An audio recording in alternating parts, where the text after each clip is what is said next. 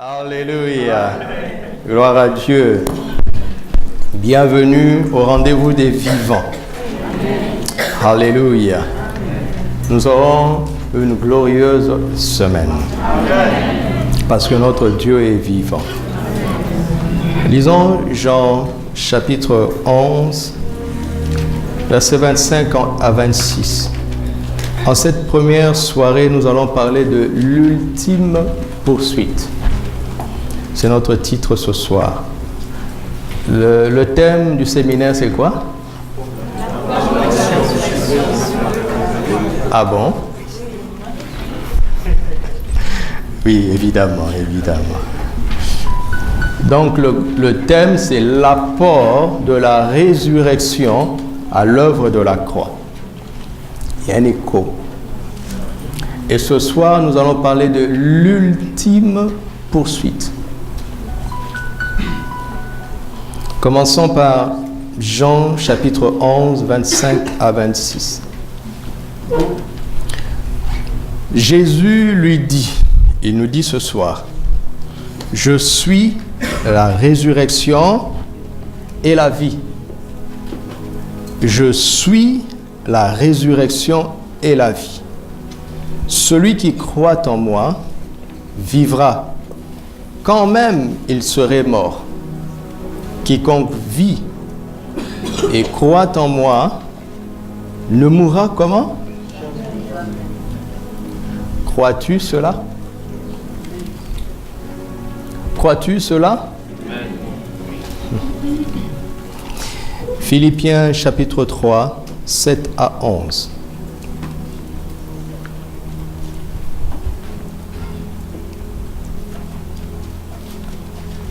Mais ces choses qui étaient pour moi des gains, je les ai regardées comme une perte à cause de Christ.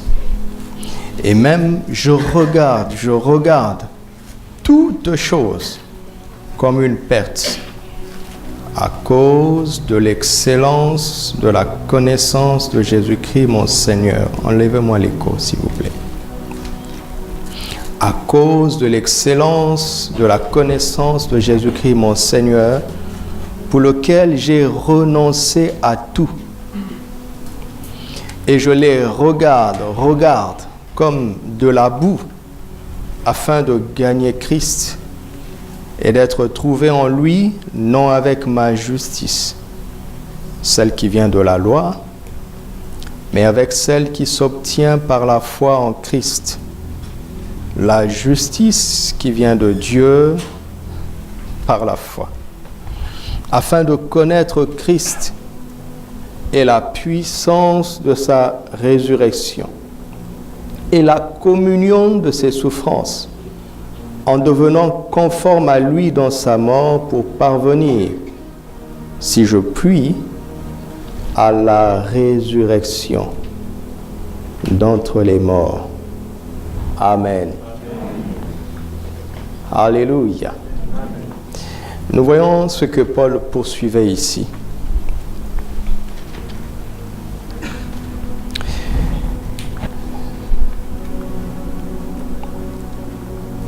L'ultime poursuite de Paul se voit dans ce passage.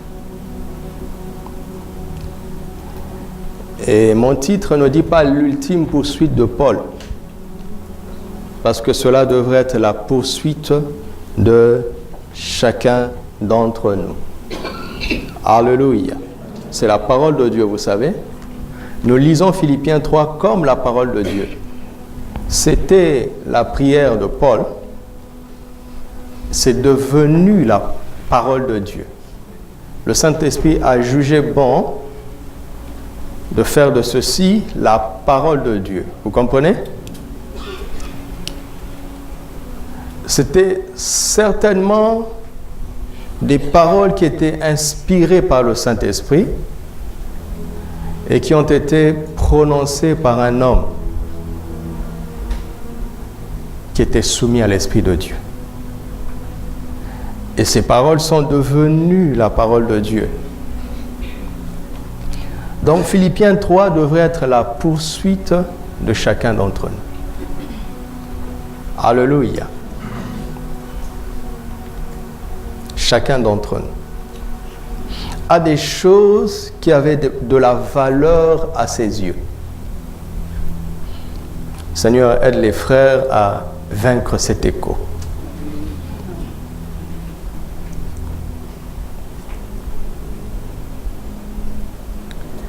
Tout le monde a quelque chose qui représente pour lui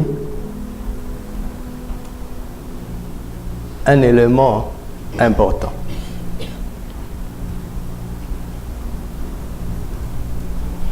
Et ce sont les choses qui sont les plus importantes pour nous qui nous empêchent d'avancer dans la foi. Ce n'est pas le péché. Le péché est facile à combattre. Vous savez pourquoi? Pour deux raisons. Premièrement, parce que nous avons l'Esprit de Dieu en nous, le Saint-Esprit.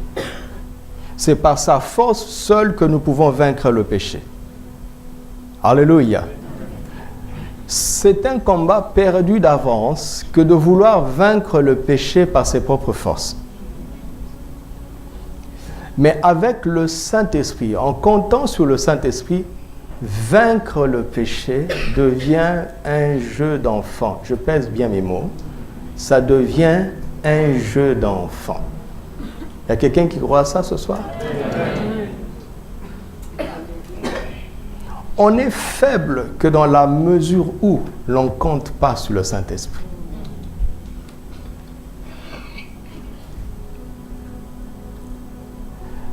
Dans la guerre, si tu affrontes quelqu'un, tu ne vas jamais l'attaquer dans son point fort. Si tu es intelligent, n'est-ce pas? Tu vas chercher son point faible. Et c'est justement pour cela que le diable rôde. Il cherche notre point faible. Et vous savez quel est notre point faible? Spirituellement, notre point faible correspond à notre point fort naturel. Je suis simplement en train de communiquer avant d'entrer dans notre sujet. Paul a découvert que lorsqu'il est faible, c'est alors qu'il est comment?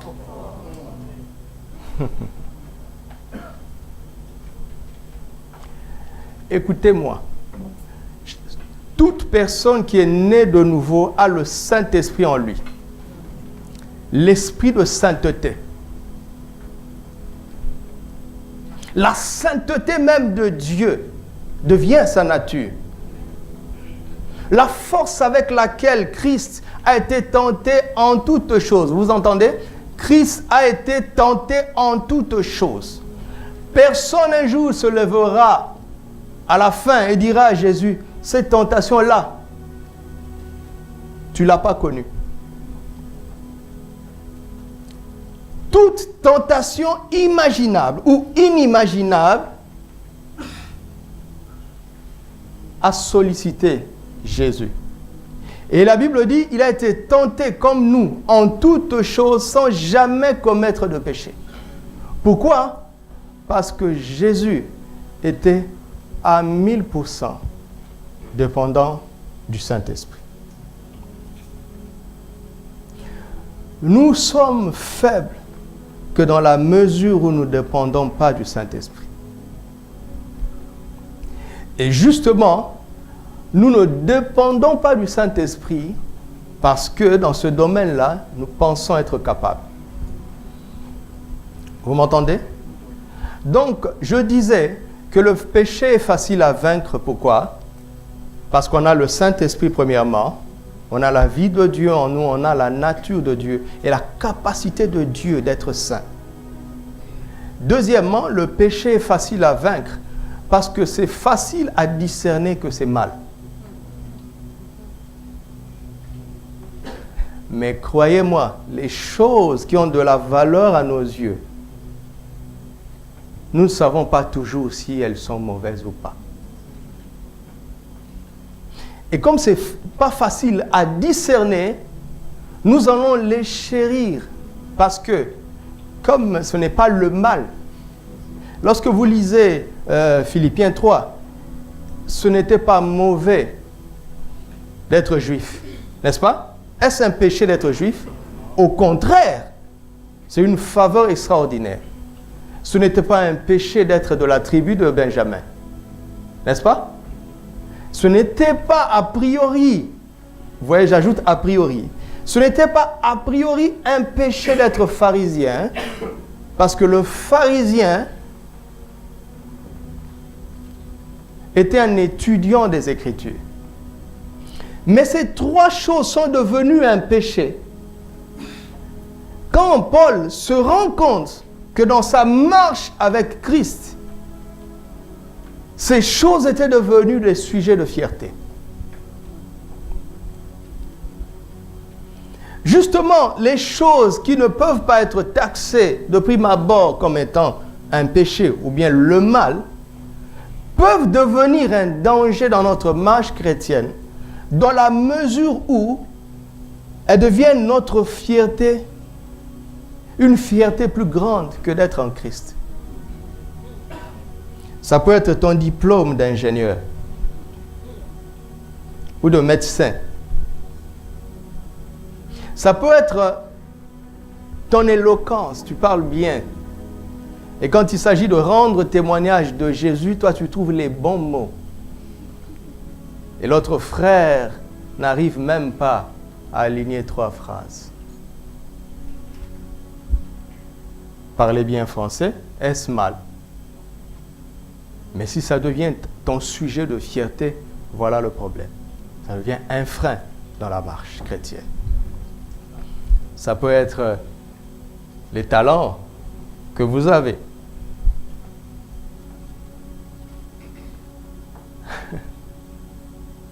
Ça peut être l'intelligence. Ça, c'était mon problème. J'étais orgueilleux de mon intelligence. Quelle folie de dire mon intelligence. Je ne l'avais jamais demandé. Dieu me l'avait donné. Et je disais, c'est mon intelligence. Je disais qu'on n'a pas besoin de prier pour réussir à l'école. Ouais. Il suffit de bosser. Ah ouais.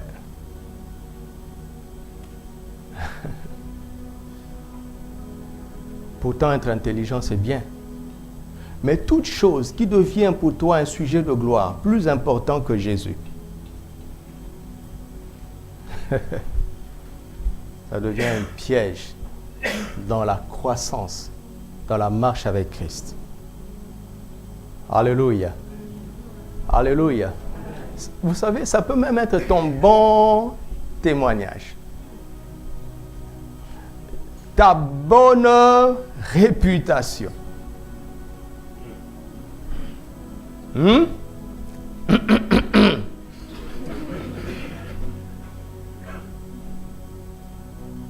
Tu as un CV propre dans le passé.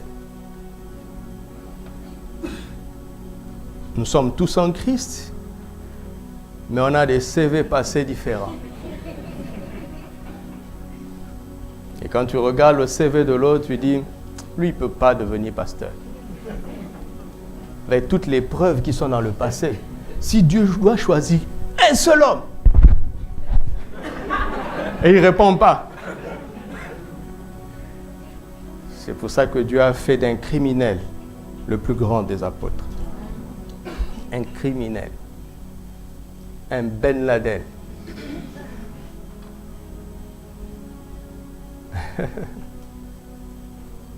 Ça peut être même tes belles prédications. Vous savez quoi? Ça peut même être ton obéissance. Tu as vraiment obéi à Dieu, n'est-ce pas? Et tu as fait ce qu'il t'a demandé. Et Dieu s'est glorifié. Mais tu deviens en danger. Pourquoi? Parce que tu commences à dire, parce que j'ai fait exactement ce qu'il m'avait dit. Où est la grâce dans tout ça?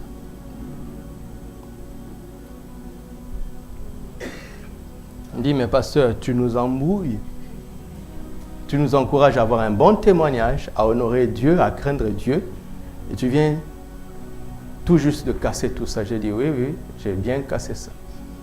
Je l'ai cassé comme un sujet de fierté.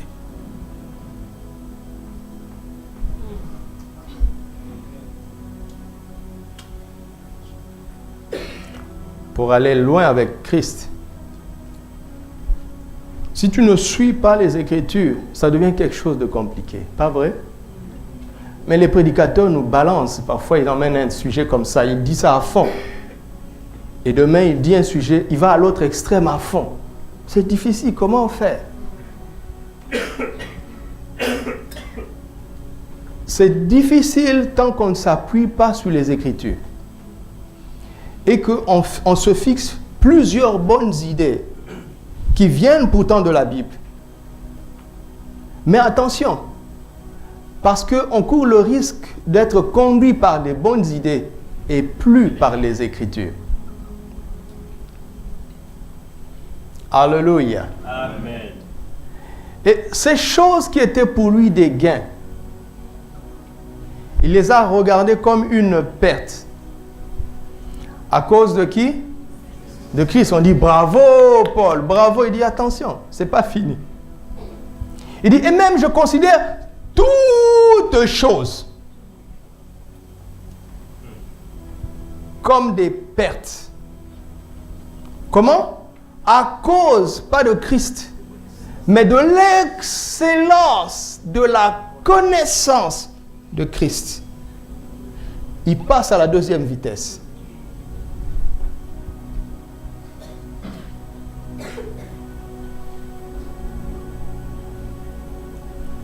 Pour lequel j'ai renoncé à tout. Et je les regarde comme de la boue, afin de gagner Christ. Il passe à la troisième vitesse. On dit bravo Paul, bravo. Il dit écoute, c'est pas fini.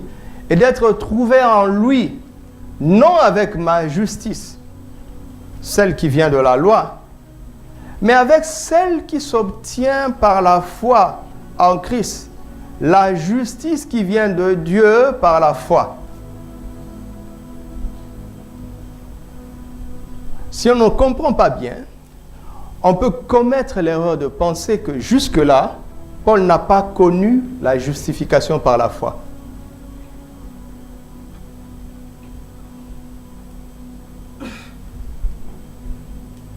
Est-ce qu'ici Paul est déjà chrétien? Oui ou non? Oui. S'il est chrétien, c'est qu'il a été justifié par la foi. N'est-ce pas?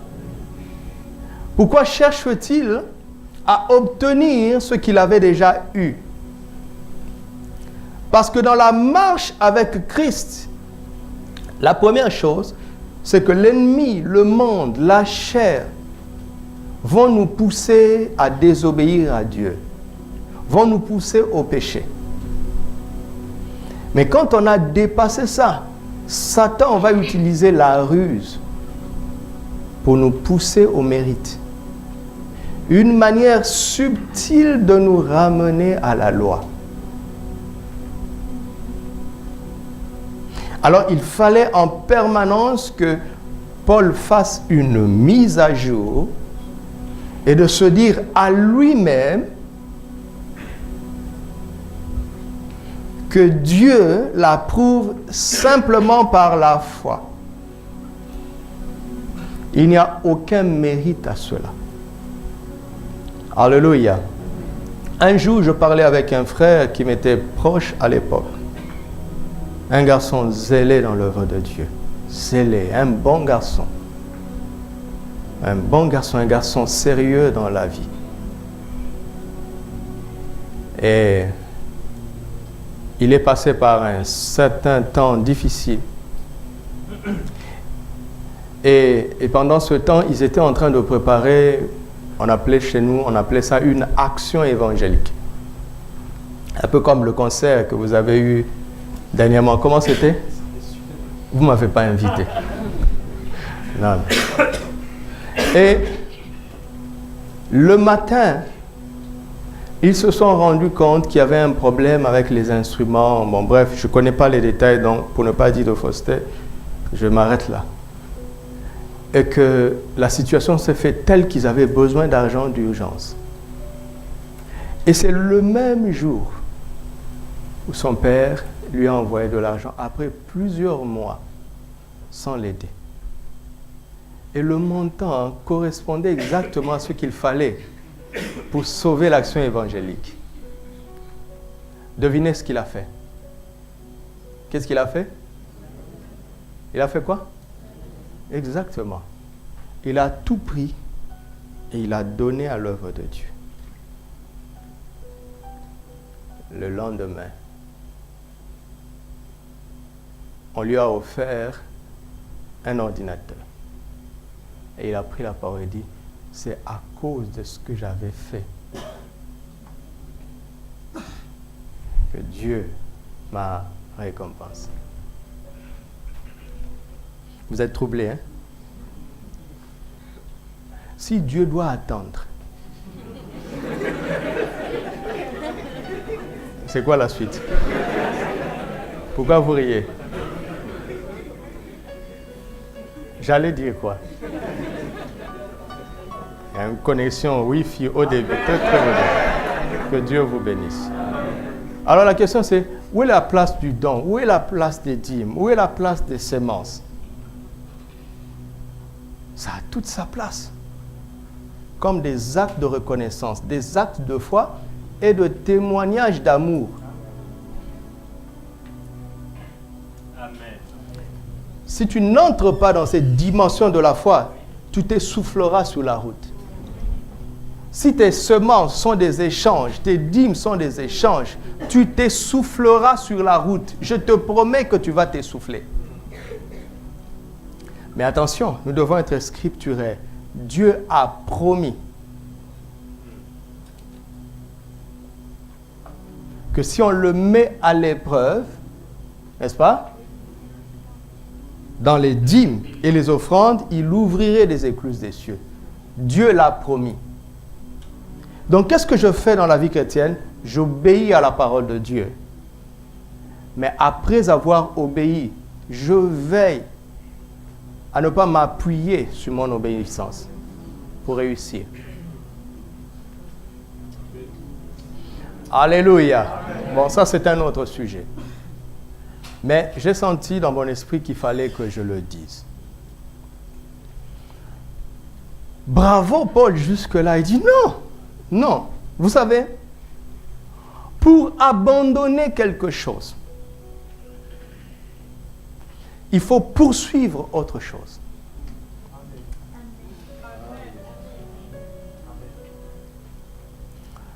Mon travail dans la vie, c'est de nous faire gagner du temps. Il ne faut pas abandonner pour rester neutre. Tu reviendras à ton vomi. Alléluia. Paul nous explique qu'il avait un but, il avait une poursuite. Et c'est parce qu'il poursuivait cela qu'il avait, je vais parler le français d'aujourd'hui, l'énergie pour abandonner ce qui l'alourdissait. Et le problème dans la foi aujourd'hui, c'est que nous n'avons pas de but. Des buts scripturaires. Je ne parle pas de tes ambitions auxquelles tu as donné le nom religieux de destinée. Je vais atteindre ma destinée en Christ. Je dis, ah bon? Et c'est quoi ta destinée en Christ? Et quand tu listes le contenu de ta destinée, je ne vois que des ambitions personnelles. Nous devons voir dans les Écritures ce qu'il a mis devant nous. Y croire et le poursuivre.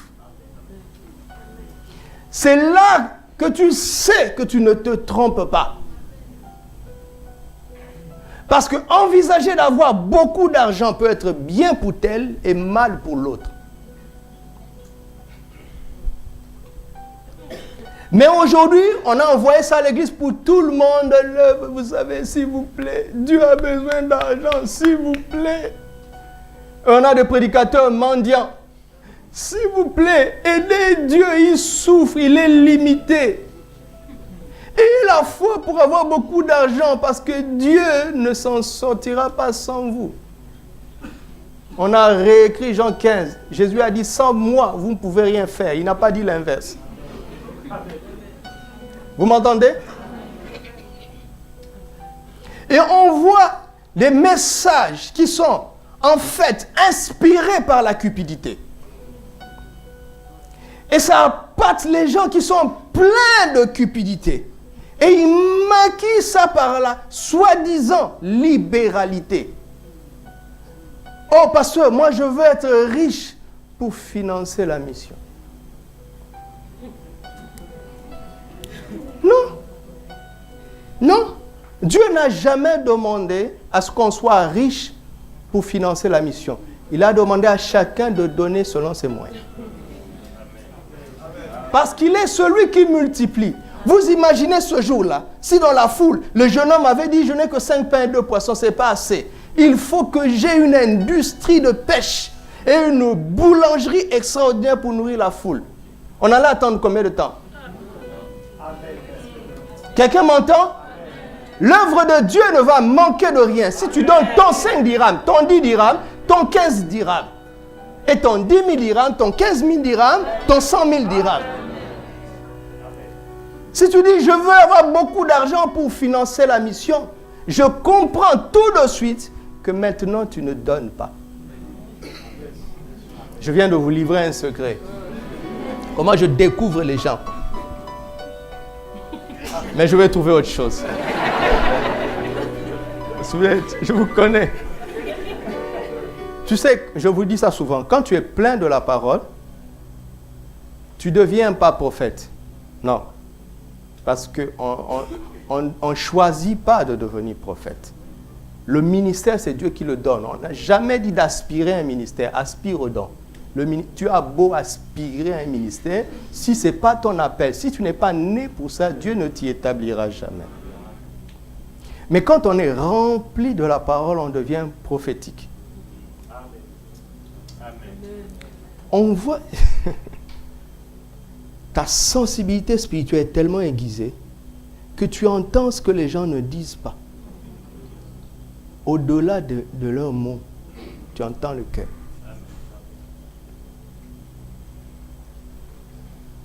Alléluia. Donc, si tu veux, écoutez-moi, si tu veux renoncer aux choses qui t'alourdissent pour mieux connaître Christ, si tu veux à partir d'aujourd'hui commencer à y renoncer facilement et rapidement, je pèse bien mes mots, est-ce qu'il y a quelqu'un qui veut commencer à renoncer facilement et rapidement à tout ce qui l'alourdit? C'est très simple. Poursuis des choses. Mon ami, si tu es étudiant, si tu as un examen en décembre, quand ça caille là, et que tu dois te réveiller tôt pour bosser et aller à l'école, si tu commences à avoir l'impression que c'est difficile, ne prie pas pour que Dieu te donne le courage de bosser, d'aller à l'école. Ça, c'est une prière des enfants. Qu'est-ce que tu envisages avec cette étude? Si tu poursuis quelque chose avec tes études, tu vas bosser. Que tu en aies envie ou pas, tu vas bosser. Alléluia. Quand on te donne un médicament du palu, chez nous on dit la malaria, qui est amer, si tu envisages la guérison, tu le bois. N'est-ce pas? Si tu envisages la guérison, tu vas te livrer chez un boucher, appelez médicalement un chirurgien. Pour qu'il te coupe, n'est-ce pas? Après, tu sais que tu vas avoir des douleurs. Mais où est le problème? Tu envisages la guérison. On dit que la femme, quand elle entend famille, elle éprouve beaucoup de douleurs. Mais elle endure cela, pourquoi? À cause de la joie de l'enfant qu'elle va donner. Donc à cause de ça, elle cherche à concevoir. Alors qu'elle sait que la douleur, l'accouchement va être difficile, douloureux. Mais la poursuite de l'enfant banalise la douleur. Vous m'entendez? Je suis en train de vous montrer comment arrêter d'être charnel. Si tu entends d'avoir envie pour prier, tu n'iras pas loin. Mais si tu poursuis quelque chose, si tu as compris ce que la prière apporte, quand tu as envie, tu prieras. Quand tu n'as pas envie, tu diras à ton corps, moi je vais prier, alors tu me suis. C'est moi le chef ici. Je pars prier et tu me suis. Je vais à l'église et tu me suis. Je vais à l'école et tu me suis. Je vais au travail et tu me suis. Vous m'entendez? Et Paul poursuivait 3 choses. La première, c'était quoi? La toute première, c'est quoi? Non.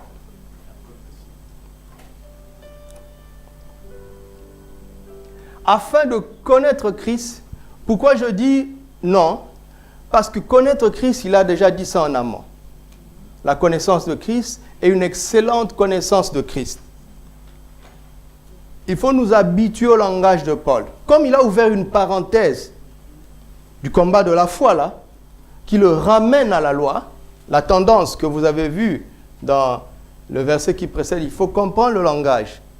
Donc je suis un peu familier à son langage. Quand il dit afin de connaître Christ, c'est pour nous montrer qu'il y avait une parenthèse, mais il revient dans son propos. Pour connaître Christ, il fallait regarder toute chose comme une perte. D'accord? Ça, c'est avoir un bon regard des choses. Ça, c'est le côté négatif. Mais pour aller de l'avant, il faut avoir le positif. Et dans le positif, c'est quoi? Il poursuit la toute première chose qu'il poursuit, c'est quoi? Il poursuit quoi?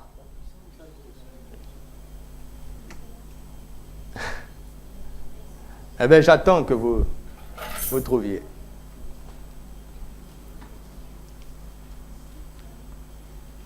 Même l'afficheur ne m'a pas compris. C'est pour ça qu'il est revenu en arrière. Frère, tu n'es pas un cliqueur. Tu es là pour écouter la parole de Dieu. Et même le frère qui joue le piano.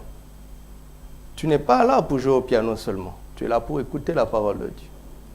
Quand on commence à prier après le message, ceux qui sont au micro, vous n'êtes pas là pour soutenir le temps de ministère. Arrête, ne parlez plus jamais comme ça. Tu vas soutenir. Vous connaissez Ouza? Qui a voulu soutenir l'arche, il a fini où? On soutient Dieu. Qui peut soutenir Dieu?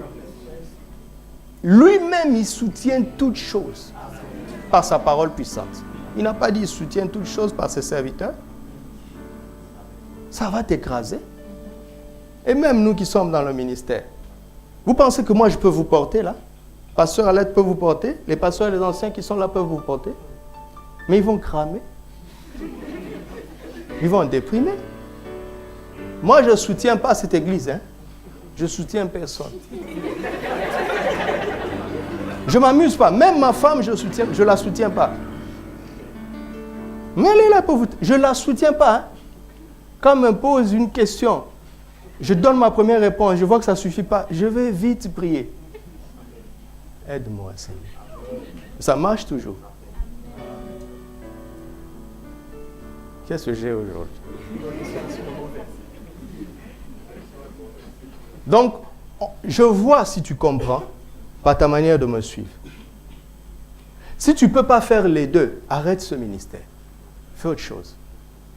Parce que tu n'es pas là pour cliquer. Tu penses que le jour du jugement dernier, il dira, bon cliqueur, entre dans la joie de ton maître. Il te récompensera parce que tu auras cliqué. Mais on peut prendre un Marocain pour cliquer. Attention. Attention. Et même les prédicateurs, ne suivez pas ma construction du message. Non, non, non. Vous êtes là pour écouter la parole pour vous-même. Il y a un temps pour bosser l'art de la prédication, vous allez travailler après. Et vos limites, le Saint-Esprit va les exploser lui-même. Là, chacun doit écouter pour lui-même. Et si ce que tu es en train de faire pendant la réunion t'empêche d'être à 100% dedans, laisse. Si tu vas dire à un responsable que je pense que je ne dois pas faire ça et qu'il refuse, viens l'accuser chez moi. Non, pas chez moi, chez Pasteur Albert.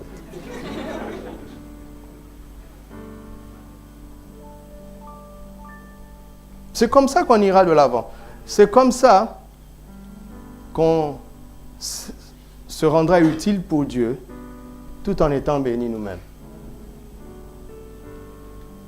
C'est comme ça qu'on aidera les autres tout en étant sauvés à la fin. Écoutez, Paul dit, je traite durement mon corps. Je le tiens assujetti. Pourquoi?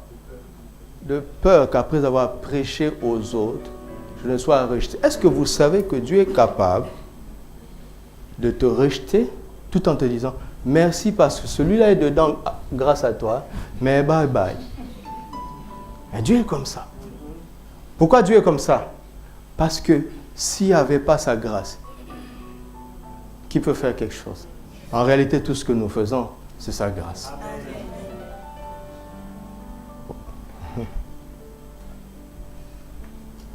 Alors, la toute première poursuite de Paul, c'est quoi? Quoi? C'est quoi? Attention, hein? La communion à ses souffrances, nous allons voir ça demain. En fait, ce que je veux faire avec vous jusqu'au dimanche, c'est que nous allons méditer toutes les résurrections de la Bible. 7 messages, moins celui-ci. La puissance de la résurrection est présente dans la Bible depuis le début. Regardez. Jean 11, 25, Jésus a dit quoi? Jésus a dit quoi? Est-ce que Jésus a dit « Je suis la puissance de la résurrection » ? Non. Et si Paul disait qu'il poursuit la résurrection, on dirait « Frère, attends, est-ce que tu as le droit d'être apôtre? Parce que Jésus est la résurrection. Si tu le poursuis, lui, c'est que tu ne l'as pas. Si tu ne l'as pas, c'est que tu n'es pas chrétien. Et si tu n'es pas chrétien, tu n'as pas le droit d'être apôtre. Quelqu'un me suit? Paul ne poursuivait pas la résurrection, il l'avait déjà. Il avait Christ. Il y a des niveaux dans la connaissance de Christ, certes, et il le montre au début. N'est-ce pas? Mais après avoir renoncé à tout pour gagner Christ, quand Paul a gagné Christ, et que tout le monde commence à dire « Waouh !» Paul se rend compte qu'il n'est que sur le rivage. Je parle à quelqu'un? Il se rend compte qu'en fait, il ne vient que de commencer.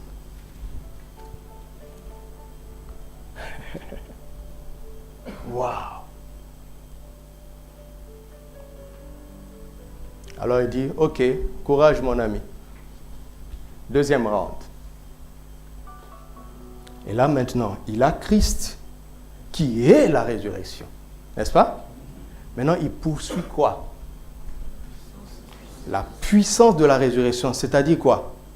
Si Christ est la résurrection, la puissance de la résurrection, c'est quoi? Écoutez-moi.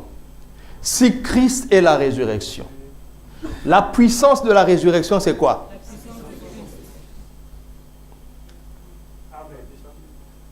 Il poursuit la puissance de Christ. Il a exploré les facettes de la personne merveilleuse de Christ.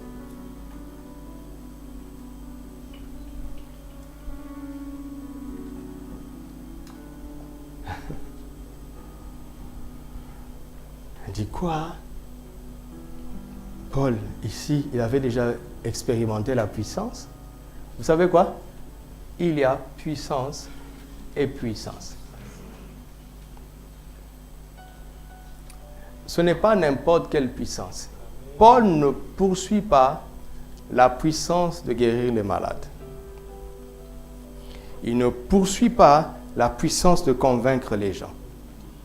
Il ne poursuit pas la puissance de quoi? De résoudre les problèmes. Il poursuit la puissance de la résurrection.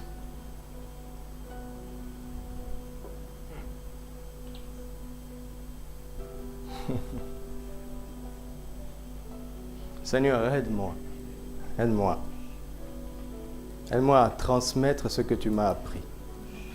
Au nom de Jésus. Aide ce peuple à recevoir ce que tu as préparé pour nous. Au nom de Jésus. Amen.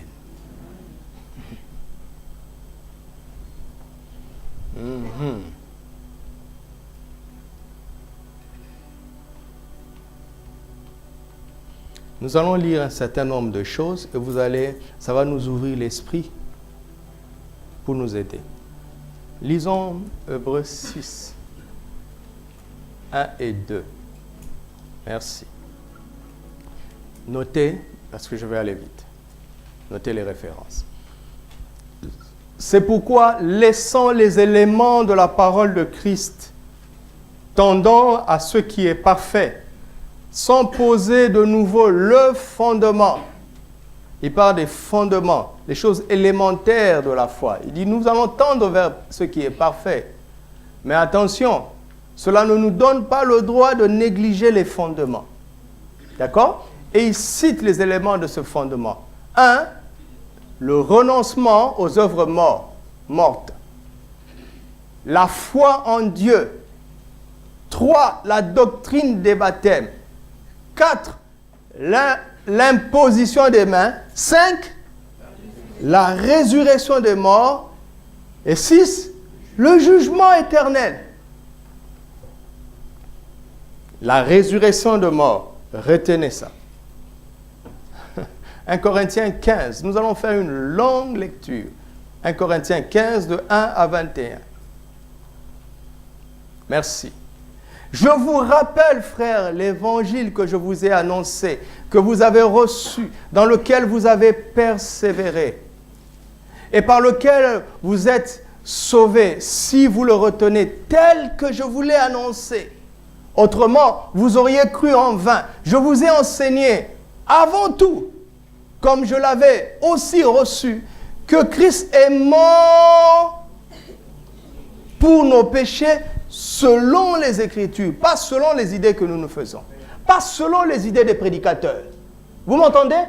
Mais selon les Écritures, qu'il a été enseveli et qu'il est ressuscité le 3e jour, selon les Écritures, et qu'il est apparu à Céphas, qui est Pierre, puis aux 12. Ensuite, il est apparu à plus de 500 frères à la fois, c'est-à-dire en même temps. 500 personnes dans des endroits différents ont vu Jésus.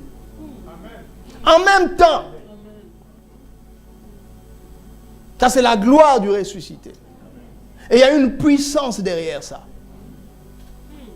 Dont la plupart sont encore vivants. C'est-à-dire, je peux vous donner leur nom et leurs adresses. Vous pouvez aller les consulter et ils vont vous dire que c'était vraiment, vraiment, vraiment, vraiment vrai.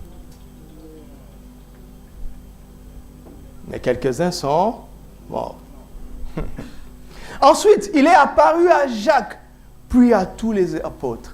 Après eux tous, il m'est aussi apparu à moi comme à l'avorton, car je suis le moindre des apôtres. Je ne suis pas digne d'être appelé apôtre parce que j'ai persécuté l'Église de Dieu.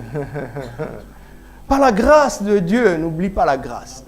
Je suis ce que je suis et sa grâce envers moi n'a pas été vaine. Loin de là, j'ai travaillé plus que tout, c'est la vérité. Mais, non pas moi toutefois, mais la grâce de Dieu qui est avec moi. Ainsi donc, que ce soit moi ou que ce soit eux, voilà ce que nous prêchons et c'est ce que vous avez cru.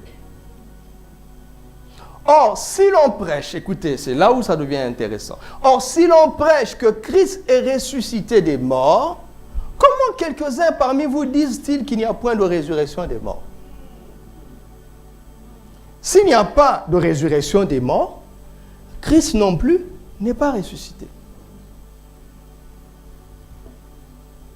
Il est en train d'élucider une doctrine fondamentale de la résurrection des morts. Et il est en train de nous dire que Christ est ressuscité des morts pour valider cette doctrine. Et si Christ n'est pas ressuscité, notre prédication est donc vaine. Donc tout ce que je veux dire jusqu'au dimanche, si vous ne croyez pas, tout le séminaire se multiplie par 0 pour vous. La puissance de la résurrection ne va rien vous apporter. Allons-y. Il se trouve même que nous sommes des faux témoins à l'égard de Dieu, puisque nous avons témoigné contre Dieu qu'il a ressuscité Christ, tandis qu'il ne l'aurait pas ressuscité des morts, et qu'il n'aurait pas ressuscité. Si les morts ne ressuscitent point,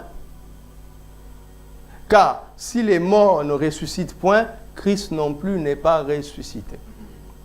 Et si Christ n'est pas ressuscité, votre foi est vaine. Oh, quelqu'un me dit, mais pasteur, moi je crois que Christ est ressuscité. La puissance de la résurrection va nous aider. Parce que s'il n'y a pas de démonstration du fait que Christ est ressuscité dans nos vies, notre foi est vaine. C'est-à-dire notre foi est inutile. Elle est sans impact. C'est pour ça qu'il faut poursuivre la puissance de la résurrection. Parce que c'est elle qui va valider que je crois vraiment que Christ est ressuscité. Et si je crois vraiment, alors ma foi n'est pas vaine. Mais si je ne crois pas vraiment, alors ma vie chrétienne est vaine. En fait, il est en train de dire, tu auras été chrétien pour rien.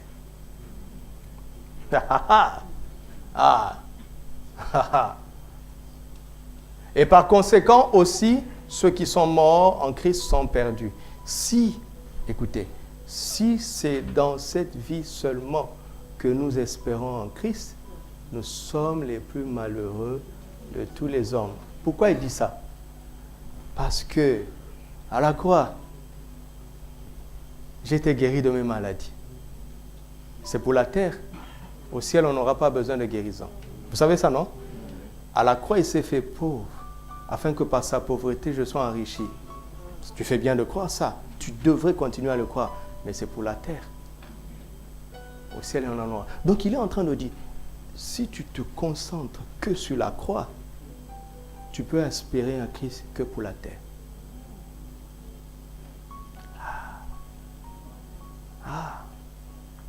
Et vous allez voir les gens qui vont mettre leur foi en action à partir de la croix et qui vont faire des choses.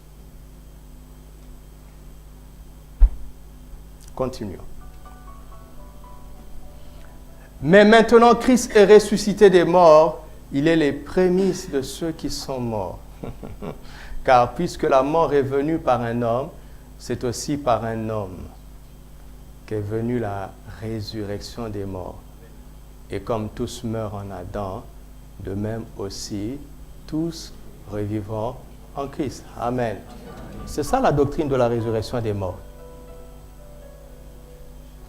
La doctrine de la foi en Dieu dit que tous sont morts, privés de la présence de Dieu à cause du péché.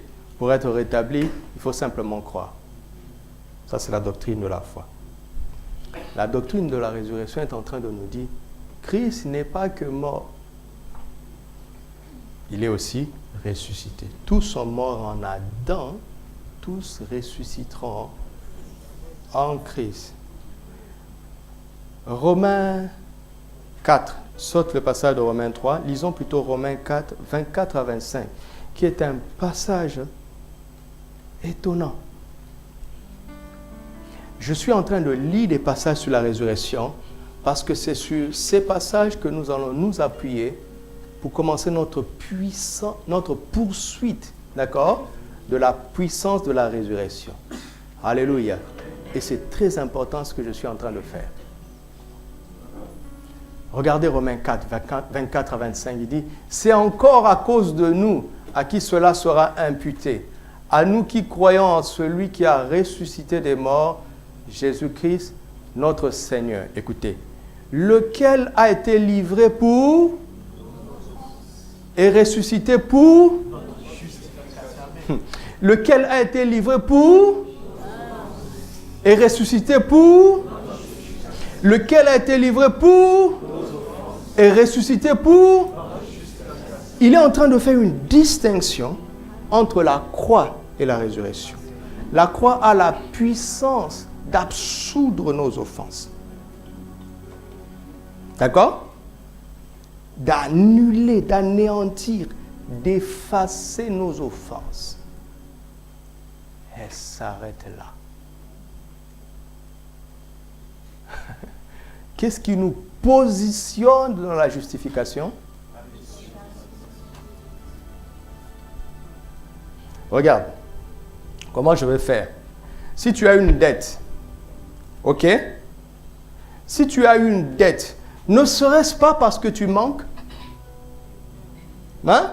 Normalement, celui qui a ne s'endette pas. Donc, son vrai problème n'est pas la dette, mais c'est le manque de provision, le manque de ressources, le manque d'entrée. C'est ça le réel problème. Maintenant, si quelqu'un est endetté et que on lui pardonne, et dit, frère, bon, c'est pas grave, ne me donne plus. Est-ce que tu as résolu son problème? Non. Après t'avoir quitté et remercié, il ira s'endetter chez quelqu'un d'autre. Oh Dieu, aide-nous. Dieu a fait deux choses. Il a enlevé ta dette par la croix. Mais si tu t'arrêtes là, c'est ça l'expérience de Paul. Mais il se rend compte, il dit, mais je tourne en rond.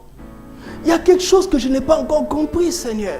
J'ai marché avec toi, j'ai vu des choses, mais j'ai l'impression de faire du surplace. Il y a quelqu'un qui a l'impression de faire du surplace.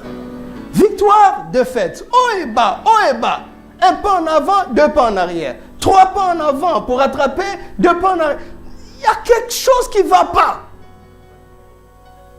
Il y a quelque chose qui ne va pas quelque part.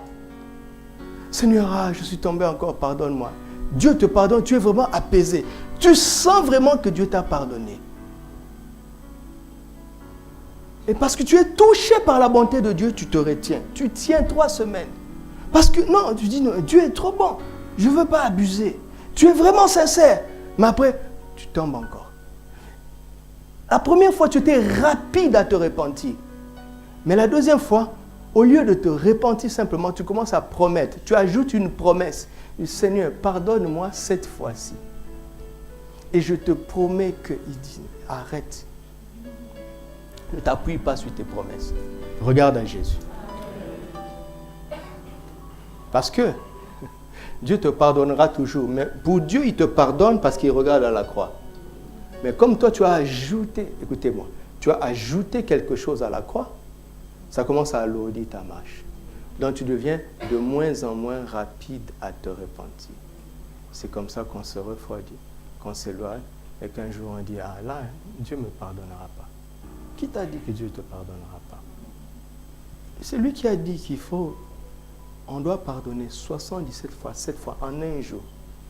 Il ne ferait pas mieux lui-même? N'est-il pas miséricordieux et compatissant? Le problème, c'est que nous avons compris la puissance de la croix. Mais nous n'avons pas compris la puissance de la résurrection. Écoutez, est-ce que vous me suivez? Écoute. L'amour nous pousse à nous dire la vérité. D'accord? Si tu as un frère qui s'endette tout le temps, et que tu te rends compte qu'il ne vient plus s'endetter chez toi, réfléchis. Pour le sauver, commence à prier pour lui. Parce que il a tellement abusé chez toi qu'il commence à s'endetter ailleurs. Le problème n'est pas résolu. Alléluia. Écoutez, si on s'aime, on doit se dire la vérité. Il y a trop d'hypocrisie dans l'église, je suis fatigué de ça. Va le voir et dit, frère, ça fait longtemps que tu m'as posé ce problème. Comment tu fais? Est-ce qu'on a le droit? Parce que s'il a déplacé le problème, il est en danger. Ou bien s'il continue, tu lui dis, donne-lui avec joie. Mais si vous êtes amis, tu dis, mon frère, le problème, ce n'est pas que tu demandes. Le problème ne se trouve pas là-bas.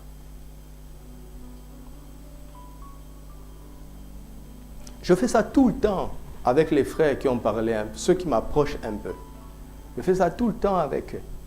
Je lui dis, mon frère, tu as 35 ans. D'accord? Tu es en danger. Je fais ça, non? Moi, je fais ça. C'est ça l'amour. Ça ne sert à rien de venir prier ici, de se donner l'impression qu'on est saint. Si tu ne te maries pas, tu es en danger. Alors je lui dis, mais pourquoi tu ne te maries pas? Alors parlons-en.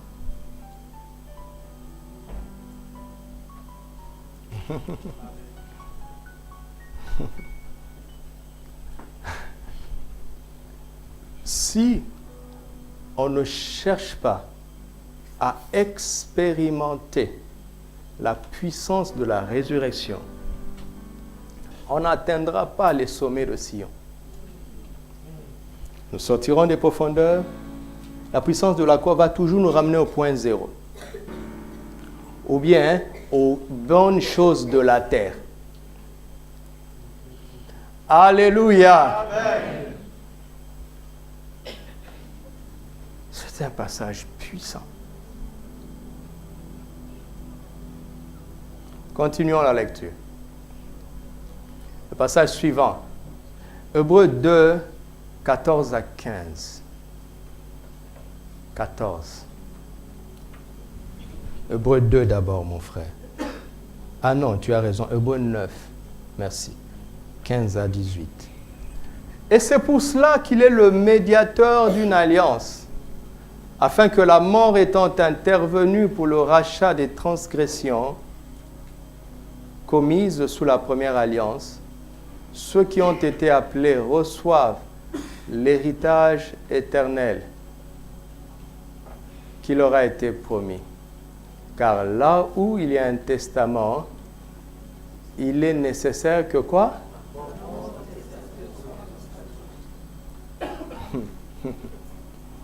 Un testament, en effet, n'est valable comment? Puisqu'il n'a comment? Aucune, mes amis, zéro force, tant que le testateur vit. Voilà pourquoi c'est avec du sang que la première alliance future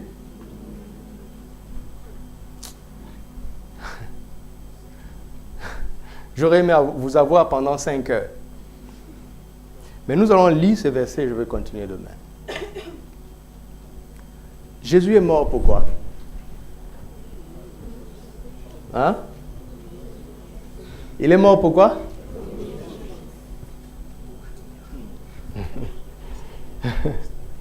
Jésus est mort pourquoi? Hé, vieux chrétien. Soudain, tu n'es plus sûr de toi. Jésus est mort pourquoi? Ok.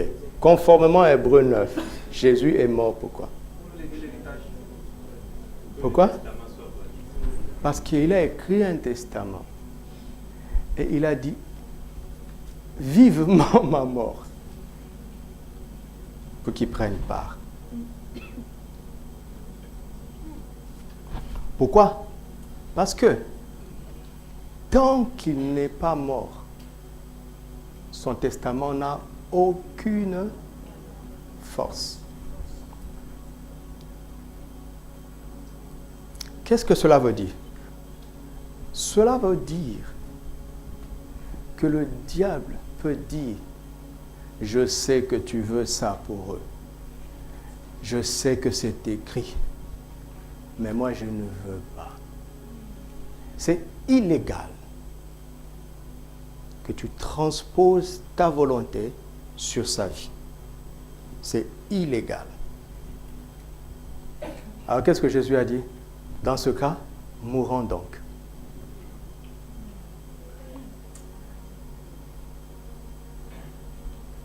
Maintenant, quand on meurt, ayant laissé un testament, qu'est-ce qui se passe?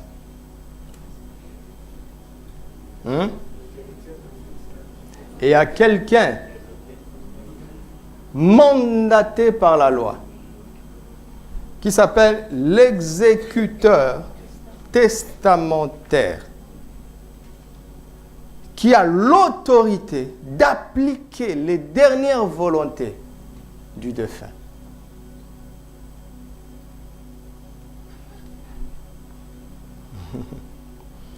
Maintenant,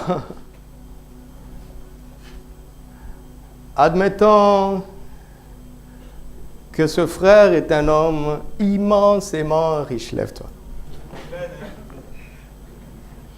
Les deux frères se lèvent aussi. Que les deux autres frères sont ses fils. Qu'est-ce qu'il y a? Ils se rendent compte qu'ils ne se ressemblent même pas eux-mêmes. Et que monsieur a écrit son testament et qu'il a donné la plus grande part à celui-ci. Mais l'autre, qui est un fouineur, du vivant de son père, rangeant le bureau de papa et en fouiné, se rendit compte que 80% revenaient au premier. Et le troisième frère se lève. Et le troisième frère est l'exécuteur testamentaire. Mais il est le pote de celui-là. Vous me suivez? Alors, il s'en va, on n'en ait pas peur. Il est là encore pour longtemps. Et eux, ils font un deal. Il fait un deal avec son ami, l'exécuteur. Il lui dit, si tu inverses, tu changes juste de nom. Tu vois? Normalement, j'ai 20%, lui, il a 80%. Tu changes juste de nom. D'accord? Dans les 80%, on va faire 40-40. Tape. Il se tape. Et le fameux jour, l'exécuteur fait son travail avec ses grosses lunettes. Mais monsieur revient à la vie.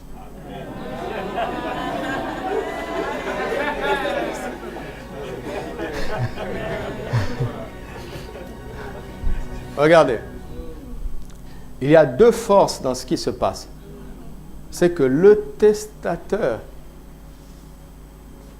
est ressuscité. Et il voit. Deuxièmement, l'exécuteur est saint. Le Saint-Esprit, incorruptible.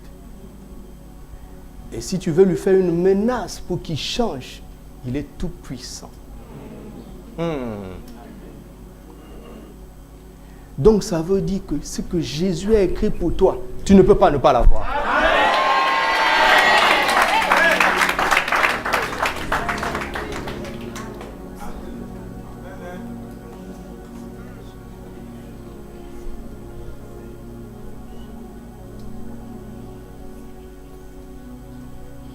Le Saint-Esprit a la puissance de te le donner.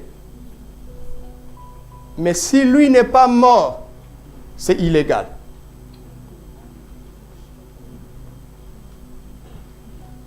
C'est pour ça que la Bible dit, oh Seigneur, vous savez que nous avons deux intercesseurs. Un intercesseur, c'est qui? C'est celui qui prie beaucoup. Hein? Un intercesseur, c'est celui qui voit le danger de loin et qui vient couvrir la brèche, la faille. C'est quelqu'un qui prend conscience du projet et qui vient se tenir exactement au seul endroit où ce projet de destruction peut marcher. Et il se tient là-bas. C'est un couvreur de brèches.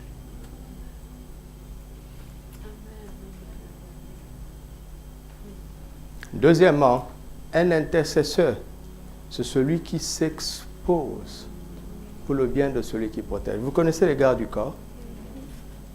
Les gardes du corps des autorités sont formés pour prendre la balle et mourir à la place de celui qui protège.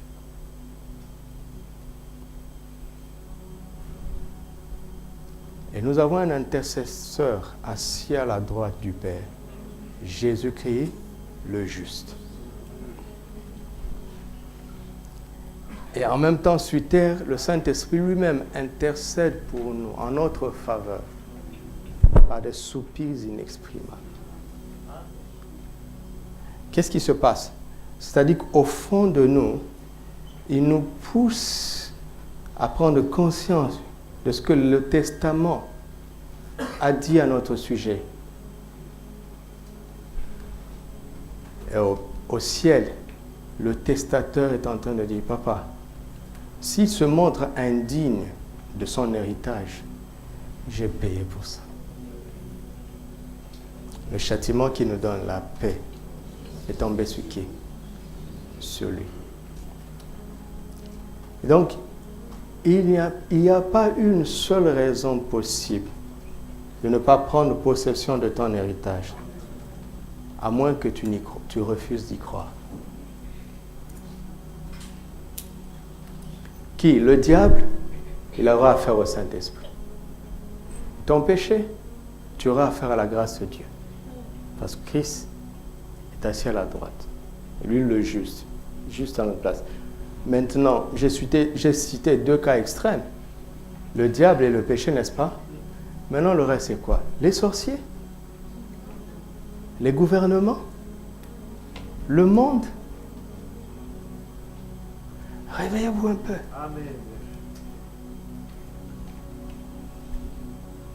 Notre foi repose sur quoi?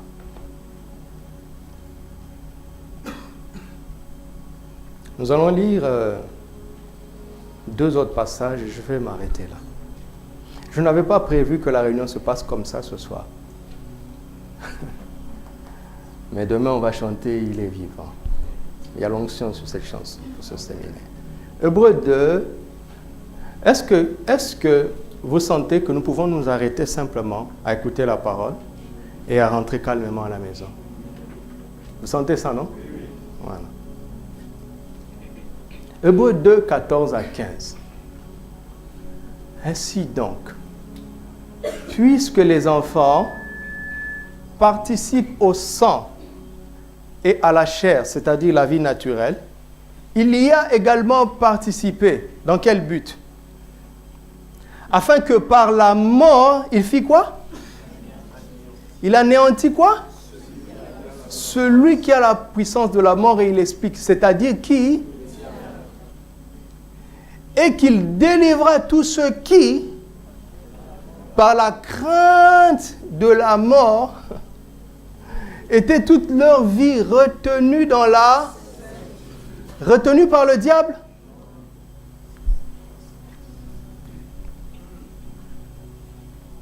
Vous voyez? On doit lire les Écritures. Je commence par la fin. Retenu par qui? Retenu par le diable? Non. Parce que s'il dit qu'ils sont retenus par le diable, ça force ce qu'il a dit au début. Parce que par sa mort, il a déjà anéanti celui qui a la puissance de la mort. Oh, est-ce que quelqu'un reçoit ça? Et il précise, qui a la puissance de la mort? Le diable. Et il a anéanti comment? par sa mort. Donc là, on parle de la croix. Qu'est-ce que cela veut dire? Qu'est-ce qui s'est passé à la croix? Qu'est-ce qui s'est passé à la croix? Je pose une question. Qu'est-ce qui s'est passé à la croix? Tu dois le confesser. Qu'est-ce qui s'est passé à la croix?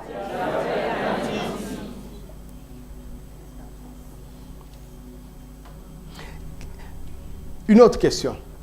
Est-ce que Jésus est mort? Et quelle est l'implication de sa mort?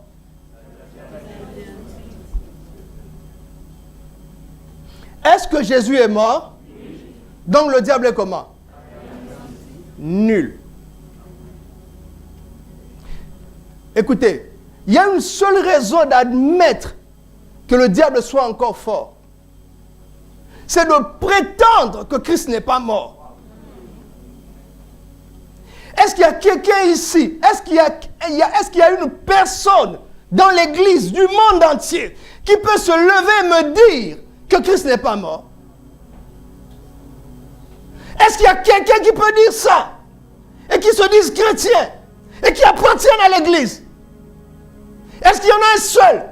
Est-ce qu'il y a un apôtre qui peut dire ça? Est-ce qu'il y a un prophète qui peut dire ça? Est-ce qu'il y a un docteur, un évangéliste, un pasteur, un bishop, un archibishop qui puisse dire ça? Christ est mort, oui ou non? Oui. Et qu'est-ce que cela implique?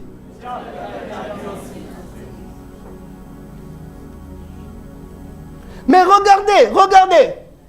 Pourquoi on remet le diable comme un facteur dans l'histoire? Parce qu'on a confondu le diable à la servitude. Ce que la mort n'a pas résolu, c'est la servitude. C'est pas le diable. La croix n'a pas anéanti la servitude. La croix a anéanti le diable. Mais la servitude est restée. Question. Pourquoi Jésus n'a pas annulé la servitude par sa mort? Parce qu'il sait que le problème de la servitude, c'est quoi? Lisez. Avant. On est retenu dans la servitude. Pourquoi? Non, je ne vous crois pas. On est retenu dans la servitude par le diable. Non, je ne vous crois pas. On est retenu dans la servitude par quoi? Est-ce par le diable? Non! Je suis en train d'activer la puissance de la résurrection, mais vous ne vous en rendez pas compte. Parce que vous connaissez Jésus, il est la résurrection. Mais vous ne connaissez pas la puissance de la résurrection. Et la puissance de Dieu ne s'active pas par du folklore. Va dans la parole. Car je n'ai pas honte de l'évangile. C'est l'évangile qui est la puissance de Dieu. Je suis en train d'activer la puissance de résurrection, mais vous ne vous en rendez pas compte. Je suis en train d'exercer le ministère, mais vous ne comprenez pas. Et si Dieu vous ouvre les yeux, vous allez voir des choses que Dieu est en train de faire, que les anges de Dieu sont en train d'administrer maintenant, par la parole.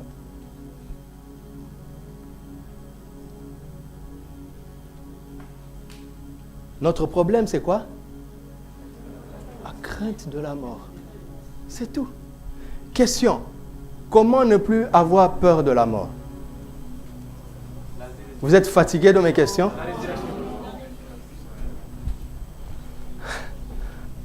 Je repose la question. Comment faire pour ne plus avoir peur de la mort? Quoi?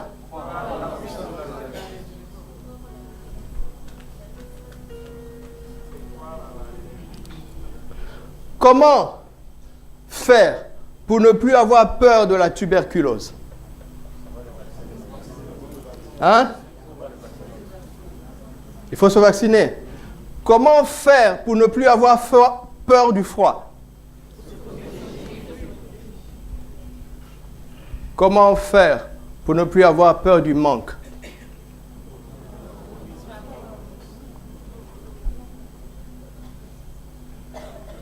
Celui qui détient la puissance de la résurrection n'a pas peur de la mort.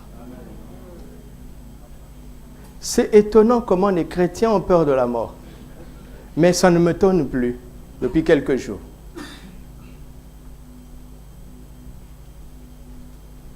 Et vous allez voir des théories du genre, il a dit, il est écrit, aide-toi et le Seigneur t'aidera.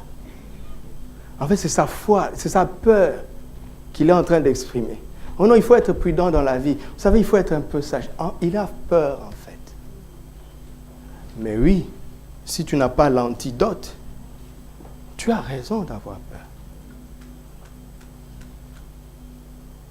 Nous étions en Afrique du Sud dernièrement, et en Afrique du Sud, on était dans l'équipe qui nous avait reçus, nous a mis dans le plus beau quartier de Johannesburg, dont nous n'avons pas vu le revers. Parce qu'un frère qui est venu nous voir, il dit, tu sais, l'Afrique du Sud, c'est pas seulement ça. Il voulait nous faire promener, mais l'église a refusé parce que c'était pour notre protection. Mais même dans le plus beau quartier d'Afrique du Sud, parce que nous étions dans l'un des plus beaux quartiers de l'Afrique du Sud, dans chaque villa, des belles villas, il y a toujours un mot « arm response ». Ils sont en train de dire « attention, nous pouvons répondre par les armes ». Et tout voleur qui tient à sa vie, qu'est-ce qu'il fait? Il n'entre pas là-bas. Si tu as la puissance de la résurrection, tu n'auras plus peur de la mort. Et parce que tu n'as plus peur de la mort, aucune servitude ne peut te retenir.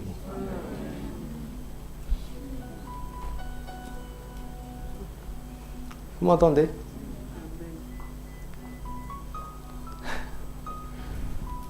Vous savez comment le diable réussit? Je veux m'arrêter là. Lui, il est déjà vaincu. Mais ça, je veux vous le montrer le samedi. Mais il crée des systèmes. Des systèmes d'asservissement qui appâtent ceux qui ont peur de la mort.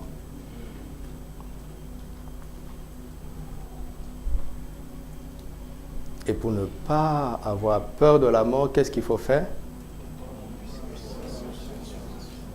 C'est pour ça que vous comprenez, quelqu'un comme Paul, vous me suivez? On le lapide. Il est presque mort. Les actes des apôtres restent vagues. On ne sait pas s'il était mort ou pas. La Bible ne dit rien. Mais tout porte à croire qu'il était mort. En tout cas, il était dans l'agonie. Les frères viennent, ils l'entourent, ils prient pour lui. Paul se relève. Il est possible qu'il ait connu la résurrection, mais je dis, il est possible. Qu'est-ce que Paul fait? Il entre dans la même vie. Paul, il y a quelque chose qui ne va pas dans ta tête? Il dit non, j'ai eu ce que je poursuivais. Tant que je n'ai pas fini ma mission, on ne peut pas m'arrêter. Je ne parlais pas de Paul, je parlais de moi. Je ne peux pas mourir avant le temps. Je ne suis pas en train de dire que je ne connaîtrai pas de danger, mais je le traverserai. Parce qu'on a quelque chose en nous qui répond à la puissance, à la mort. Et c'est ce que Dieu a voulu déposer entre tes mains, Église, afin que tu sois free, libre de toute servitude. Alléluia.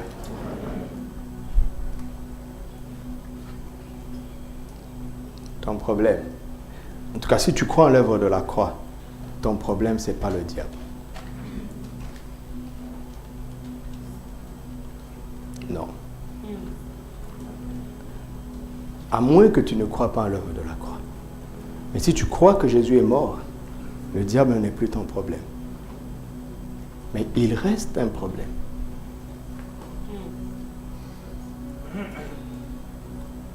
Et ce problème serait la crainte de la mort. Et pour ne plus avoir peur de la mort, faut connaître la puissance de la résurrection. Alléluia. Baissons nos têtes et rendons grâce à Dieu.